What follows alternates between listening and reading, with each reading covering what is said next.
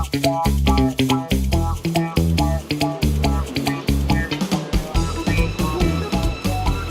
าแบบนี้ได้กาแฟดีๆมันก็สดชื่นแบบนี้เองเนาะ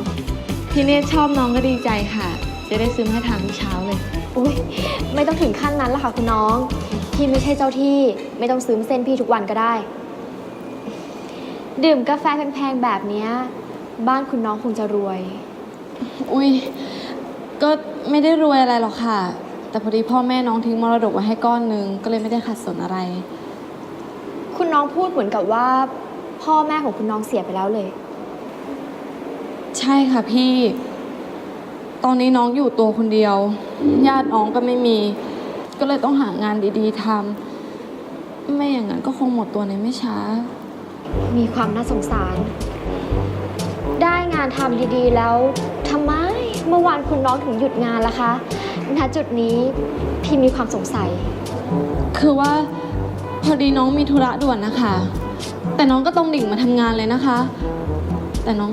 เจอคุณรังสรรค์เข้าอ่ะ คุณรังสรรค์บอกให้น้องกลับ แล้วกลับมารับตำแหน่งใหม่ในวันพรุ่งนี้ ตำแหน่งใหม่อะไรอะ ผู้ช่วยค่ะ ผู้ช่วยเลยเหรอ ค่ะพี่ คือน้องก็ลำบากใจนะคะ ไม่รู้จะตอบคุณรังสรรค์ยังไงอ่ะ แล้วก็ไม่รู้จะปฏิเสธยังไงด้วย คือคุณรังสรรค์เขาเป็นหัวหน้า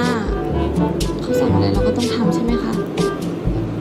ระวังตัวไว้ให้ดีเถอะ คุณน้องจะตกเป็นเครื่องมือของนายคนนี้